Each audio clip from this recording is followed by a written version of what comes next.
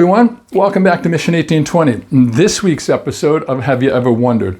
We've currently been in a series called Books of the Bible, and we've been giving introductions into each book of the Bible in just 5 minutes or less. So without further ado, let's go ahead and get to this week's book. This week, we are in the book of the Song of Solomon, and for others, it's also known as the Song of Songs. This is the 22nd book of the Bible, and it's also the last of the 5 wisdom and poetical books that we've been covering in the Old Testament. This is a book that doesn't really get a lot of coverage. It's not read very often, and certainly there's not a lot of sermons that are actually done on this book. Some even question as to why it was even included into the scriptures. But before we get to that, let's first get some details of the book. Now, for the author, traditionally, the book has been assigned to King Solomon, since the book itself makes this claim in chapter 1, verse 1. The book was most likely written early in the reign of King Solomon, around 965 BC. However, there are some scholars that reject this claim of Solomon being the author because they insist that it was really just a later collection of songs that were attributed to Solomon that were actually done by another writer. Some of the key people in the book include King Solomon. You read about the Shulamite woman as well as some other friends involved. The book is a little difficult to divide, but for the sake of clarity, we're going to divide it into 3 parts. The first, we are calling it the courtship. This is found in chapter 1, verse 1 through chapter 3, verse 5.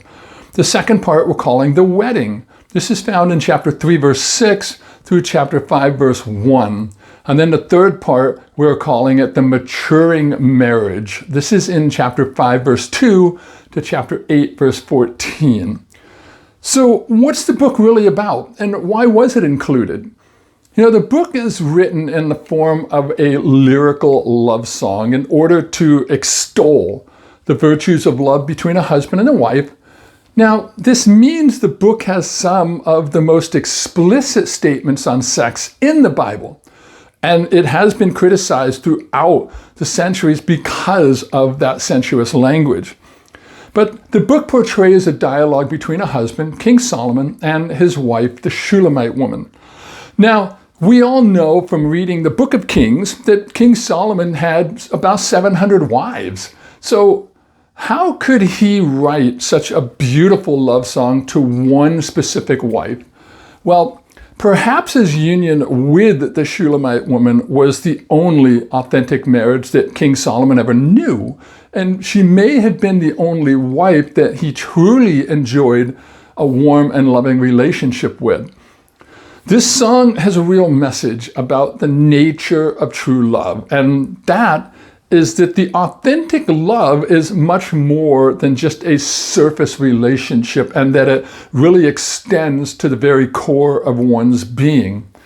Now, as I said before, Solomon had a lot of wives, but the Shulamite woman may have been his first true love, which really shows in the language as you read this poem.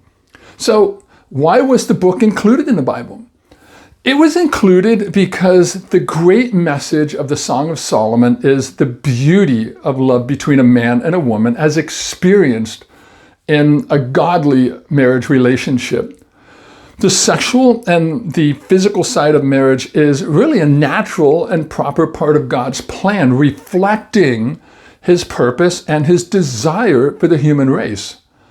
This book is included because God wanted to remind the people of what marriage is, what it represents. But more importantly, I think he wanted the reader to know that this poem clearly presents marriage between a man and a woman as God's perfect plan. So with that, I hope that this introduction is going to get you ready to read the Song of Solomon. So God bless, and thanks for watching.